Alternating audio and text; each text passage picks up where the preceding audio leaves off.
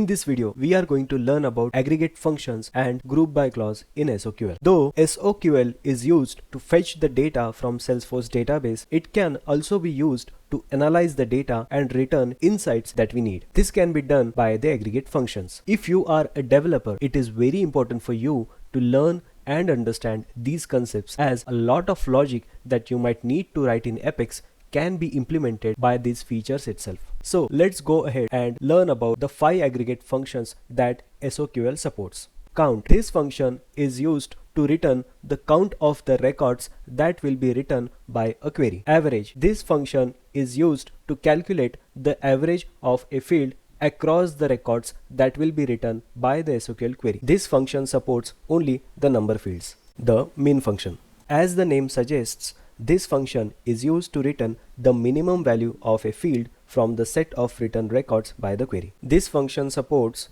number, date and date time fields. The max function. This is similar but completely opposite of the min function. It can be used to get the maximum value from the set of records that are written by the query from a particular field. This also supports only number, date and date time fields.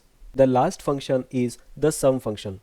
It is used to calculate the sum of different records that are written by the SOQL query. This function supports only the number fields. It will calculate the addition of the field values across all the records that are written by the query.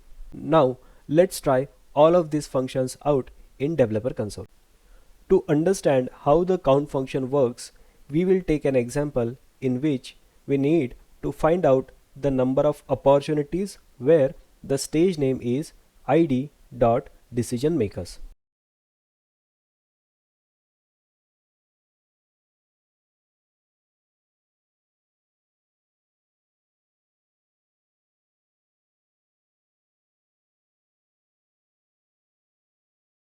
To understand the use of the average function, we will try to calculate the average amount from the opportunity where the stage name are not closed won or closed lost.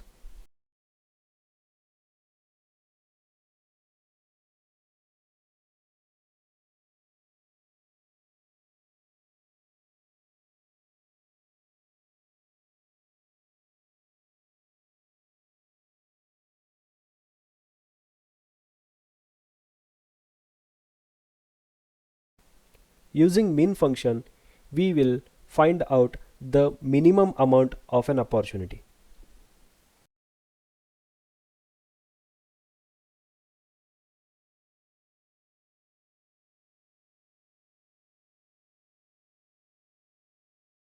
Now let's use the max function to find out the maximum amount from the opportunity records.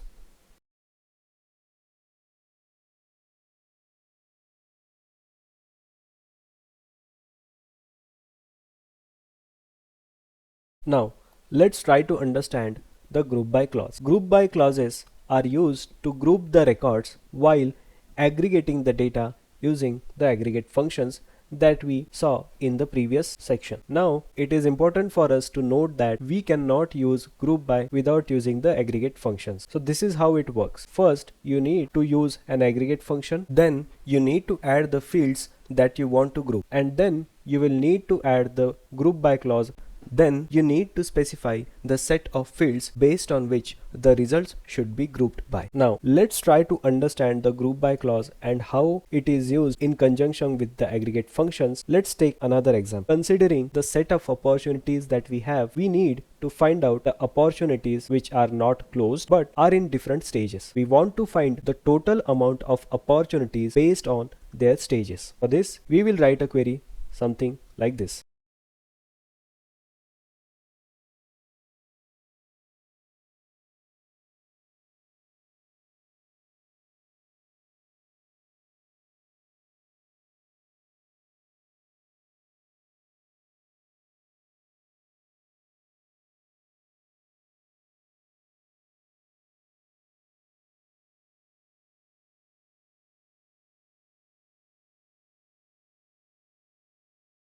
Let's take another example. In this example, we need to find out the opportunities that belong to different accounts, and we need to find their count per account.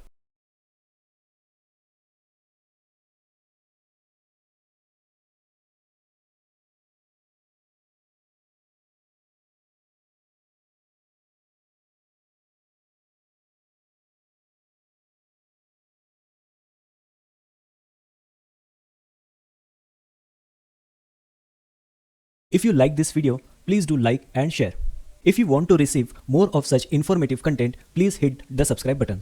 If you want us to make content related to any Salesforce or Salesforce related topic, please do let us know through comments.